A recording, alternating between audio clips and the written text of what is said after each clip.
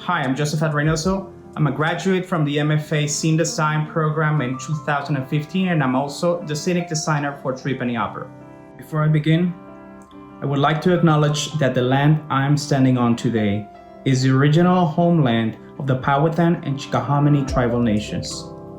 I acknowledge the painful history of genocide and forced removal from this territory, and I honor and respect the many diverse indigenous peoples still connected to this land.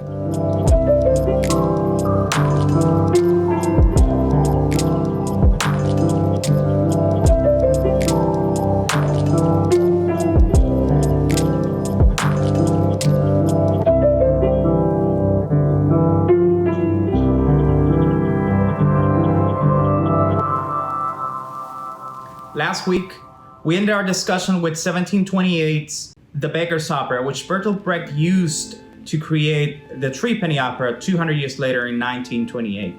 Its scathing lyrics about financial and government corruption after World War I were set to composer Kurt Weill's widely popular music. Brecht didn't want you to be lulled into the illusion that you were watching real life or to empathize with the characters. He wanted you to think about what you were seeing. The German term he used for his approach translates to an alienation or distancing effect. He did things that would break the fourth wall, that imaginary boundary between the audience and what's happening on stage as though it was a movie.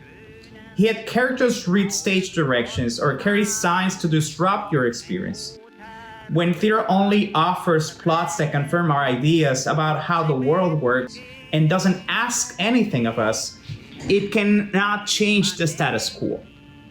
Brecht called this style, which tried to make the familiar strange and the strange familiar, epic theater. And epic theater calls for strong, arresting stage design.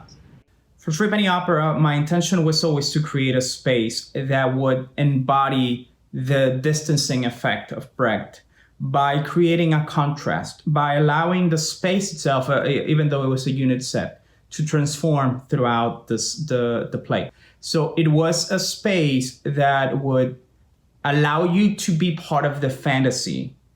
But then when the rupture came, when the breaking up, the fourth wall came, those very same elements that helped you get involved with the space would also push you away.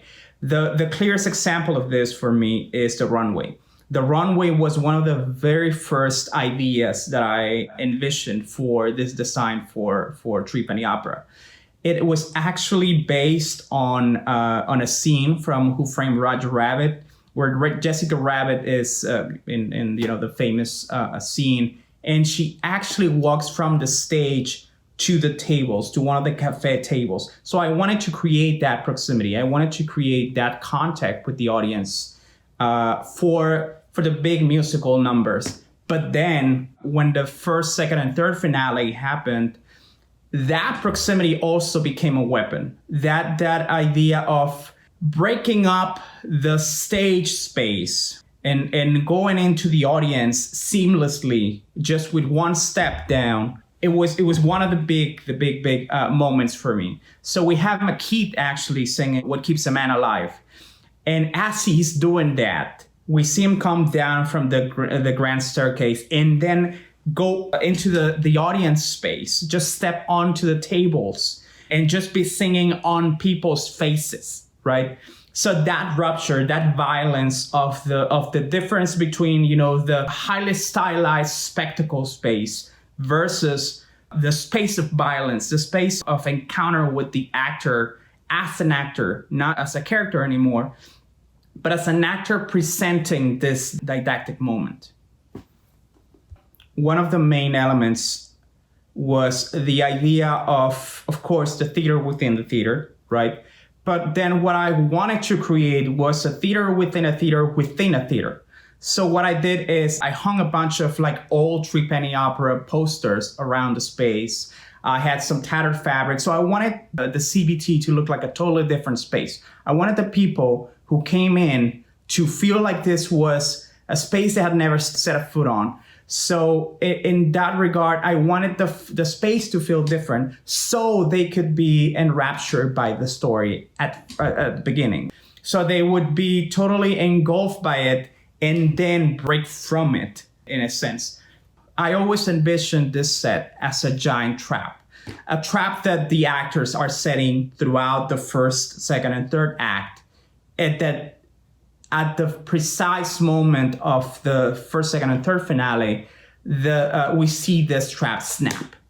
We see these people just playfully going along with the characters, and then we see the space turn against them. We see this starkness and highly stylized shapes become hostile and become like a bare bones reminder of the frailty of it all, of how fragile the space is, how fragile the system that sustains all of this is. One of the fun details, I think, of Threepenny Opera, and there were many things that would layer on top of this design, was the existence of the 3 stages. We have the main stage, of course, with the grand staircase, and everything is collapsing and everything is breaking apart.